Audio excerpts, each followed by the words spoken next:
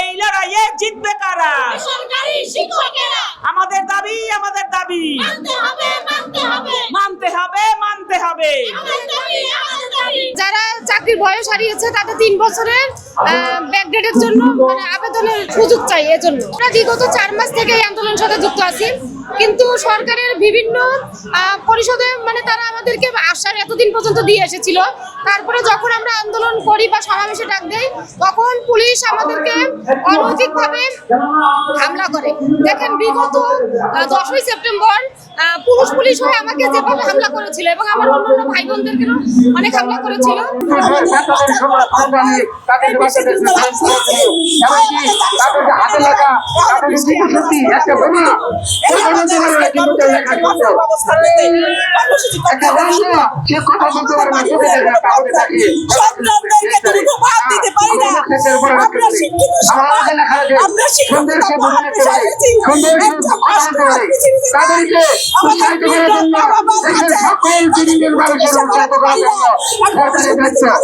কিন্তু তারপরেও আমাদের কোনো সুরাহা আসে নাই এবং এখন সরকারের কাছে আমাদের এটাই একটা চাওয়া যে আমাদের 90 থেকে 94 পর্যন্ত করোনার কারণে যারা বয়সটা হারিয়েছে তাদেরকে 3 বছর ব্যাকডেট আকারে আবেদনের সুযোগ দেওয়া হোক। যেহেতু গত 12 বছরে এই দাবিটা আমাদের বাস্তবায়ন হয় না, সেটা আমরা আশায় বুক বেঁধেছিলাম যে আমাদের দাবিটা এই সরকার যেহেতু জনবান্ধব সরকার, আমাদের সরকার, সেহেতু আমাদের দাবিটা অতি দ্রুত বাস্তবায়ন হয়ে যাবে। যেহেতু আমাদের দাবিটা শতভাগ যৌক্তিক, এই দাবিটার পিছনে সবাই বাংলাদেশের সকল রাজনৈতিক দল, বড় বড় রাজনৈতিক দল, শুধু বড় না সকল রাজনৈতিক দল আমাদের দাবিতে সুপারিশ করেছে। আমরা যাতে সরকারি চাকরিতে আবেদন করতে পারি, অন্তত 3 বছর না দিলে অন্তত মিনিমাম 2টা বছর দিক। চিঠি নিয়ে তালবাহানা চলবে না, চলবে না, চলবে না, চলবে না। চিঠি নিয়ে তালবাহানা চিঠি নিয়ে তালবাহানা চলবে না, চলবে না। দে ভাত দে, নইলে মুখে বীজ দে, নইলে মুখে বীজ দে। দে ভাত দে। 90 থেকে 94 বয়স পর্যন্ত এদের যে আবেদনের বয়স নাই, মূলত আমরা এই বয়সটাই চাইতেছি যেন আবেদনের সুযোগ দেওয়া হয়। আশ্বাস দিয়েছে অনেকগুলো রাজনৈতিক দল, আমাদের যে ফাইল আছে ওইখানে সিগনেচার সাইন করছে এবং উপদেষ্টা এই যে এবি পার্টি যে স্যার মঞ্জুর আলম স্যার, সেও আমাদের সাথে আশ্বাস দিয়েছে। আমাদের এই দাবিটা বাস্তবায়ন করা দরকার, আমরা আশা নিয়ে আছি আর আমরা চাইতেছি দ্রুত এই দাবিটা বাস্তবায়ন হোক। দাবি এক দফায় এক, জাতীয়করণ।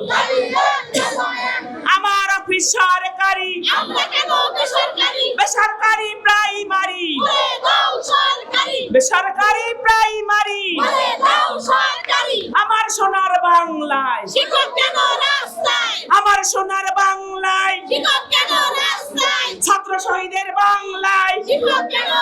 90 থেকে ঠিক আছে, দেখেন আমাদের যে বয়স বৃদ্ধির আন্দোলনটা, ঠিক আছে, এটা কিন্তু যারা আন্দোলন করছে সবার বয়স 33 প্লাস বা 34 প্লাস, কিন্তু এটাতে নীতি নির্ধারক যে 32 করলো, এটা কিন্তু 32 তারা কেউই আন্দোলন করেনি, 31 32 তারা কেউই আন্দোলন করেনি। আমরা যারা আন্দোলন করছি তাদের বয়স 33 34 প্লাস, তাহলে কি ওই যে 32টা করলো এটার সুবিধা কিন্তু কেউ পাচ্ছে না, ঠিক আছে, মানে যারা আন্দোলন করছে, কিন্তু যারা বসেছিল বাসায় তারা সুবিধা পাচ্ছে। আমরা কেন বেসরকারি, আমার অফিস সরকারি, অফিস সরকারি, আমরা কেন বেসরকারি, আমরা কেন বেসরকারি, আমার অফিস সরকারি। দে ভাত দে, নইলে মুখে বীজ দে, নইলে মুখে বীজ দে।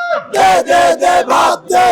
এক দেশে দুই নীতি চলবে না, চলবে না, কেউ খাবে কেউ খাবে না, তা হবে না, তা হবে না। সবার দাবি আদায় করে নিয়ে যাচ্ছে, কিন্তু আমাদের কেন দাবি মেনে নিচ্ছে না?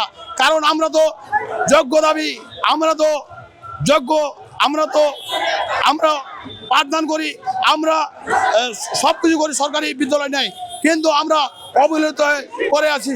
আমাদের কোনো ফল প্রসূ রেজাল্ট হচ্ছে না, তাই আমরা সিদ্ধান্ত নিয়েছি আমাদের বিদ্যালয়গুলো যতক্ষণ পর্যন্ত জাতীয়করণ বা কোনো ফল প্রসূ রেজাল্ট না দেবে ততক্ষণ পর্যন্ত আমরা আমাদের দাবিগুলো মেনে নিয়ে তারপর ঘরে ফিরবো ইনশাল্লাহ।